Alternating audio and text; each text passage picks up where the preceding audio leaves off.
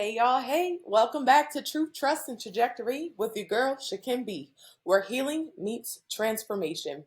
So, today, before we dive in, I want to make sure that you guys follow me on all of my social platforms. Make sure you like, comment, and leave me a review if this message hits home. And don't forget to visit my website, shakembee.com, where I have coaching sessions, digital healing workbooks, and trauma recovery tools designed to help you unlearn survival mode and rebuild your identity from the inside out. So, today we're going to be talking about something that's quite sneaky and very deadly to your peace, and that is people pleasing.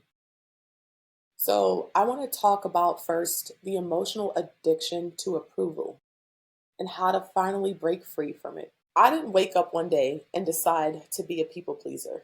I became one because my survival demanded it.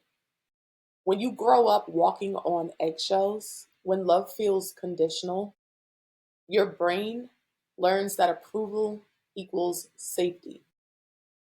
When your peace depends on keeping everyone happy, your brain equates that to safety. For me, it started in my childhood.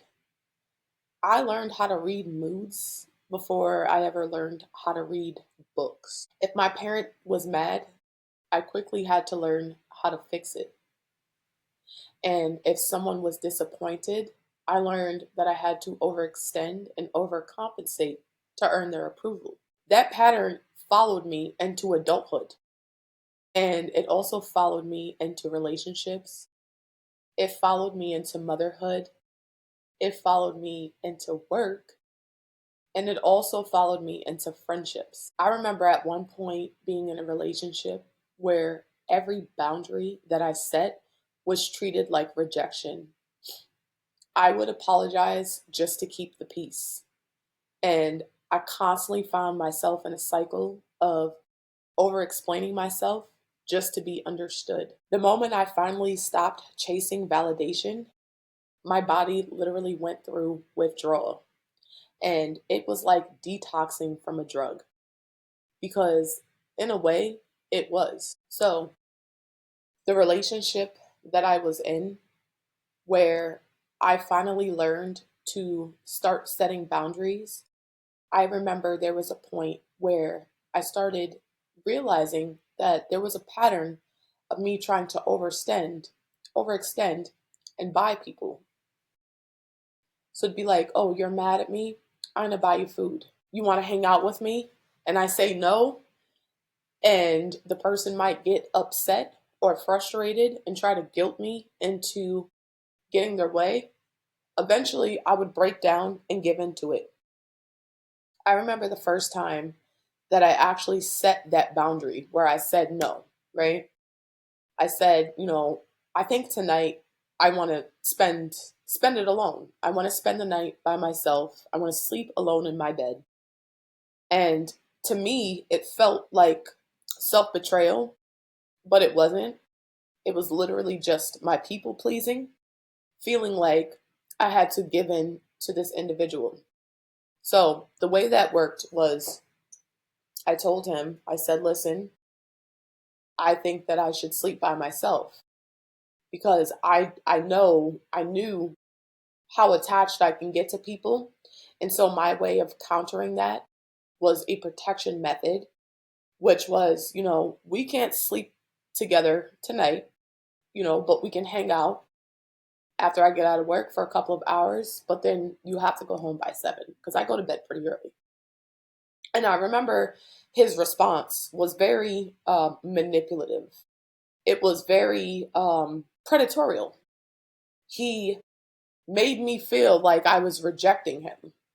And I can't take that away from him because, in a way, he probably did feel like he was being rejected. But in my mind, I had a clear cut boundary that I was trying to establish, and that was challenged. So the first time I set that boundary, I remember giving in to him. And then I would go and I would reestablish that again after I found myself frustrated and kind of just really disappointed in myself because I didn't stand on what it was that I truly wanted. And so when I set that boundary the next time, right, it became more of an argument. So now, it went from me trying to protect myself and make sure that I wasn't, for one, being taken advantage of, and I wasn't, folding myself in a position or a predicament to where I couldn't get out of. And for him, because he had suffered so many childhood wounds, he literally looked at it like, oh, you're rejecting me. You don't want me. And I'm like, no, it's not that. It's literally me needing my space. Right. And it was really early on in our relationship. So I was just kind of confused as to why he felt the need to kind of, be so close all of the time. I feel like that's very abnormal and it's not healthy. Right. And I wanted to be able to move slowly with this person, but we ended up rushing into, this connection, which ultimately ended up being traumatizing for both of us. So now I want to talk about the science of why we people please. So, getting to the brain for a second, the people pleasing cycle is deeply neurological. When we please others, our brain releases dopamine and oxytocin. That is the same chemical that's tied to bonding and reward. So, what ends up happening is over time, your nervous system associates approval with safety and rejection with danger. That's why breaking this cycle feels so uncomfortable because it's literally rewiring your brain. And I just want to go back to, the previous segment when I was talking about my experience and learning how to set boundaries with this person and how, over time, the more accustomed I started making myself to setting these boundaries, the easier it got, right?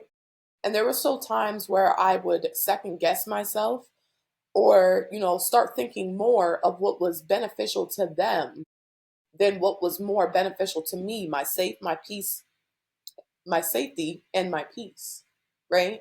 And sometimes I think when we get stuck in these cycles and these loops, it's so easy to overlook our needs. Initially, you set a boundary because somewhere subconsciously you know that it is necessary, it is a requirement, right?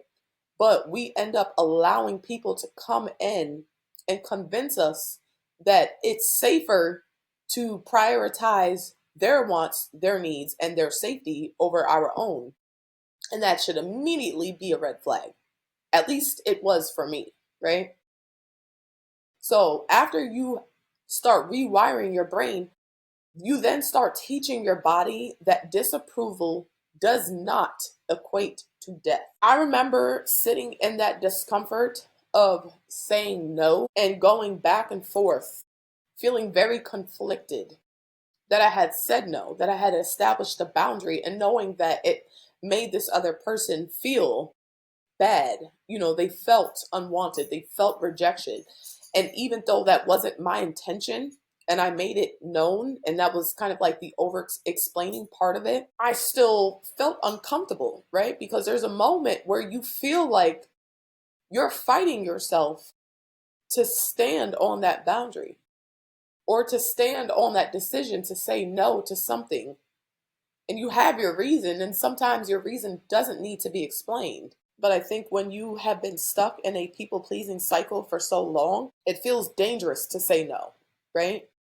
And then that time in between setting and establishing your boundary and actually seeing it out and enforcing it, it feels like you're dying because you're more concerned about how the other person feels than your own well-being. So the process of rewiring, right, and sitting in that is called reparenting the nervous system. And what that looks like is it begins to calm the fight, flight, and fawn response that got programmed during the trauma. The fawn response is the people pleasing, right? We end up fawning to these people. Like, oh, can I sleep over? No. Oh, but it's so cold outside. I'm so tired. I don't I can't get an Uber at this time. You know that them staying is more detrimental than, positive, but something in you wants to please them more than you want your own safe and peace, right? So the fawning response is when your body says, if I can just make them happy, then I will be safe. You might not consciously think that, right? But subconsciously, because that is in your programming and you've been so stuck in that loop and you're so used to it, that's what you've been trained. That's your programming, right? So breaking that and sitting in that discomfort, oh, it feels super uncomfortable. It feels wrong. It feels like a violation, not only to yourself, but to the other person, right? And again, it has everything to do with you and your safety. Because if you really think about it, the right person is going to want to make sure that you feel safe, regardless of even if it's something that they don't like, right? So, for example, I'm going to use this spend a night scenario, right? If you truly respect me, then you would respect my decision to not have company tonight. You're not going to try to weaponize that and use it to make me feel guilty or bad. Or someone asks you for $10 and you know that you've already loaned the money before and they have yet to pay you back, right? So you kind of already know what to expect. And you know that, you still have a level of resentment because they failed to fulfill their obligation. They told you they were going to pay you back, they didn't. And here they are again, showing up with their hand out again. So now you say no. And sometimes we over explain and we try to give a reason or excuse. I talked about this in my last episode. No is a complete sentence. And I think the more you practice it, the easier it becomes. Hey, can I get a cigarette? No. Can I borrow $10? No. You mind if I, hang out for a little while? No. Can I come over tonight? No. That is a practice. And we're continuously, especially when you're trying to break out of the people pleasing cycle, you are continuously trying to build yourself up to that level of no. And that's it. Without an explanation, without an apology, without feeling sorry or bad. No. Because the thing about it is, when it comes to people pleasing, I think there is a level to people pleasers where we overextend ourselves to our own detriment. And there's a saying, something like people pleasers or givers have to set limits because takers have none, right? So a person will drain you until you have nothing left, whether that be financially, emotionally, physically, whatever it is. So it is literally, at the end of the day, it's always going to be up to you and it's going to be on you to make sure that you're setting that not the expectation, but that standard. And so that translates across the board, whether it's work, friendships, family, romantic relationships. So I want to now talk about the withdrawal phase. And I kind of covered it, but to go more into depth, when you start saying no, people will react. And the hardest part is not their reaction, it is your own body's reaction. And if you're able to pay super close attention to the way that you feel when you start saying no, right? You'll be able to better navigate it and find, which we'll cover later on in this episode, but find alternative ways to address your body's response, right? Because when we first feel that level of discomfort after saying no to someone that we've pretty much just been giving our all to, you have a biochemical reaction. It's uncomfortable. It's very uncomfortable. You can literally feel it on a um, physical level. You might feel guilty. You might feel anxiety. And you might even feel shame. And the thing about it is, that's not a sign that you are wrong. It is a sign that you are healing. You're literally detoxing from the external validation. Your body naturally is going to crave the old pattern. It's going to crave the same way that an addict craves their substance. And your initial response is you're going to want to try to fix it. You're going to want to try to explain and soften the no. But here's the truth: every time you choose discomfort over self betrayal, you are building an emotional muscle. That literally goes back to what I was saying about it's literally a practice, it's an art of being able to protect your peace. And if that looks like saying no, you're going to have to rehearse that over and over and over again until it becomes easier and easier, right? And it's not an act of selfishness, it's an act of self care. That is the withdrawal process of healing, people pleasing, and it's powerful. So, I want to get into rewiring the brain, okay? To rewire your brain, you literally only need three things: you need awareness, interruption, and replacement. The first step is awareness. So, again, it's a mental muscle. You have to be able to notice when you're shrinking, when you are apologizing or over explaining. When you do notice it, you have to make sure that you're not so quick to judge it. Just observe. You have to be able to say to yourself, my body is remembering the old way of staying safe. And, just to give you an example, I once was dealing with somebody, right, who was very, very, very manipulative. Whether it was intentionally or not, that was just the experience. And I remember this person was trying to guilt me into letting them move into my home. Now, my experience with this individual hadn't been one of the best experiences.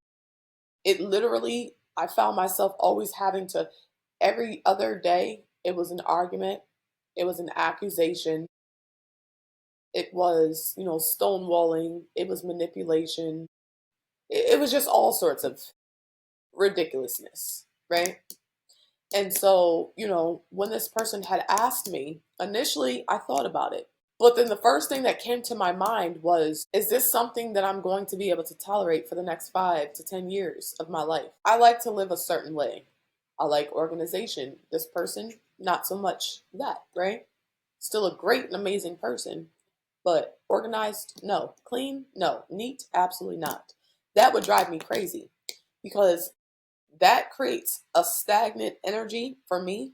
And then it makes me procrastinate and not really want to do the things that I need to be doing. Because energy is transferable and it's contagious. On top of that, I had noticed this person was very like super observant to the point where it felt like a prison because they were constantly watching me, listening to my conversations with, my sister and my friends, and then arguing with me about what I was talking about. So I felt like he was trying to condition me as to, what I was allowed to talk about with my friends and my family. And I don't like that. I don't like being told what to do. I feel like you need to go into your own space to do that. And that's just what it is, right? And so I remember, having this conversation. And I did try to negotiate with the person. I said, I'm not comfortable with you moving in, but if you need a place to stay, or a place to sleep, I have no problem helping you out in that way until you get yourself together, right? But because it wasn't what this person or individual wanted, I remember them basically using different methods and tactics to try to break me down and make me succumb to what it was that they wanted. So he would say things like, oh, no one has my back. No one does anything for me. And I knew that that wasn't true because I was helping in ways that his own family would not help him. But people experience their own reality through it. His perception was his truth. So it doesn't matter what I said. And I think I came to the realization that he was committed to misunderstanding me. So really, it just didn't matter, right? He wasn't getting his way, it was a problem. And so the manipulation got more strategic and stronger. And so I remember, having to stand on that. And there were times where I just wanted to be like, fuck it, you could just live here. But then I had to remember it was a violation of my safety. I didn't feel safe around him. Not emotionally, not physically, not spiritually, none of that. And so, I had to hold on to that and set that.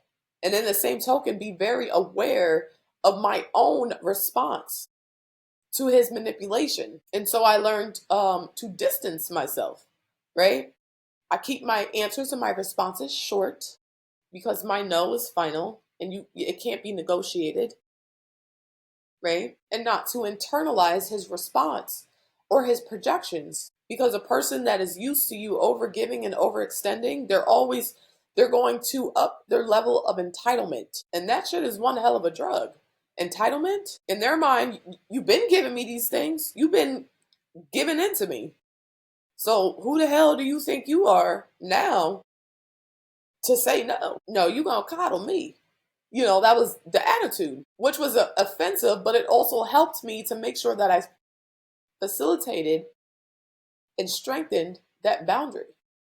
And I did not allow him to cross it, right? People only stay around as long as they can benefit from you. And some people, everybody's not like that, but there are a lot of people that are. So you have to be able to say no. You have to be able to set those boundaries and pull yourself out of these toxic loops that keep you in the same cycles. And the first part is awareness. You have to be aware of the issue, the boundary, and the reaction on both sides. Interruption. Second part. Take a breath before reacting. Practice pausing. That is where your power lives. The pause is what gives your brain a chance to respond instead of reacting. And then the last part is replacement. So being able to replace external validation with internal reassurance is key. And some people will call it delusional, right? But I don't care. Because if me protecting my peace means that I'm delusional, then white coat me up, baby. You can say affirmations like, I am safe even when someone is disappointed in me. That is powerful. It's strong and it works over time, consistently, with effort and intention. Or you could say something like, I'm allowed to take up space. That is small, but it is transformative. Because if you have been conditioned to be quiet and not speak your truth or your mind because it's going to upset someone else, then that means that you are shrinking, which means that you do not think that you are allowed to exist in a space that you need to take up. That is why that's powerful. And the thing about it is, the more that you do it, the more your neural pathways will start to shift. You are literally reprogramming your nervous system to feel safe in authenticity. You're teaching yourself that it is safe to be you. This is what is considered trauma-informed healing in real time, right? So now I want to talk about some emotional healing practices. Some of my favorite tools, and I talk about this a lot on my podcast, but these are specifically for people-pleasing cycles and how to break them, are journaling, okay? I'm a huge advocate for journaling. I feel like journaling is super important, right? Because sometimes we replay things in our mind and it never reaches a resolve because we try to make logic out of emotions, right? So journaling is where you can kind of just dump things and then revisit and analyze and assess and then tweak. So you can use journal prompts like, what am I afraid will happen if I say no? My biggest thing used to always be, this person is going to be mad at me. I remember my sister asked me, she said, what happens if this person is mad at you, right? In my mind, someone that is mad, right, because they can't get their way with me, then I'll lose access to them. But I had to program myself, if me saying no to something that makes me uncomfortable results in me losing a person, then that is a person that was never meant to be in my space anyway. So, disrespectfully, no loot. Another one is, whose peace am I protecting more than my own? And you could even take that a step further and ask yourself why. Why is it that I'm supposed to be the protector of this person's peace while neglecting and rejecting my own? When did I first learn that love had to be earned? A lot of us pick this up in childhood, right? And it could have come across in a lot of different ways. Maybe you had a parent that would stonewall or ignore you if you did something wrong, right? So you had to be performative in order to have a sense of safety and feel like they can see you, right? Because ultimately they're teaching you that you deserve to be ignored because you've disappointed me. And I see adults, I at one point, that's how I responded to conflict, right? Or something that I didn't like, ignoring people instead of, communicating like an adult. Some somatic grounding techniques. And I usually do this on every episode. Breathing into your belly, unclenching your jaw, and dropping your shoulders. Your body needs to feel safe in order to let go of patterns. So if you're still holding tension, then a lot of the time that's that energetic trauma that's still locked in there, right? So in order to release, if you're trying to do an emotional release, you have to release the tension in your body as well. Mirror work is also a good practice. You could look yourself directly in the eye and you could say things like, you don't have to earn rest and you do not have to earn love. Again, a lot of us have learned from childhood that love is something that has to be earned. It is not something that you just simply are. You exist and therefore you are. And then boundary practice. You can start by saying no, and you can say no to small things. This could look like returning text messages or favors. If someone asks you for a favor, sorry, no. Or returning a text message that might be hostile. You don't have to respond to everything, right? Consistency is what rewires the subconscious faster than intensity. And I just want you guys to look at it like this for a second, because I'm going to wrap this episode up. We learn these patterns because of repetition. We've been programmed since childhood that we had to overextend, overgive in order to earn approval, acceptance, and love from other people, right? And this is usually something that replays over and over and over again in different various ways in our life. So it's not something that you're going to just start practicing today and master today. No, it takes work. It takes consistency, right? To rewire that, you have to unwash the brainwash. You've been brainwashed into performing in these ways that is still resulting in your unhappiness and your unsafety, or you not feeling safe. So, if no one told you this before, I want to be the first to tell you. You are not selfish for protecting your peace. You are not unloving for choosing yourself. You are not broken for craving love in all the wrong places. You were just never taught what real safety felt like. The people pleasing version of you was a protector, but now it is safe to retire her or him. You do not have to earn peace any longer because you embody it. If this episode spoke to your spirit, I need you guys to screenshot this. And I want you to tag me at Shaquem Bee on Instagram and Threads. And let me know which part of this episode hit the most. Also, make sure you guys share it with someone else who is tired of shrinking to fit in. As always, make sure you guys follow me on all socials at Shaquem Bee, Life Coach. Make sure you guys like, comment, and leave me a review. And don't forget to visit my website, ShakemBee.com, for one-on-one coaching. I do have a free 1 hour discovery call, so you guys can book through my website. I also have trauma-informed healing programs, interactive workbooks that walk you through step by step how to repair your nervous system and retrain emotional regulation. And until next time, remember, you cannot heal what you keep performing for. This is your girl, Shaquem Bee, and you're listening to Truth, Trust, and Trajectory, where healing meets transformation. Okay, bye.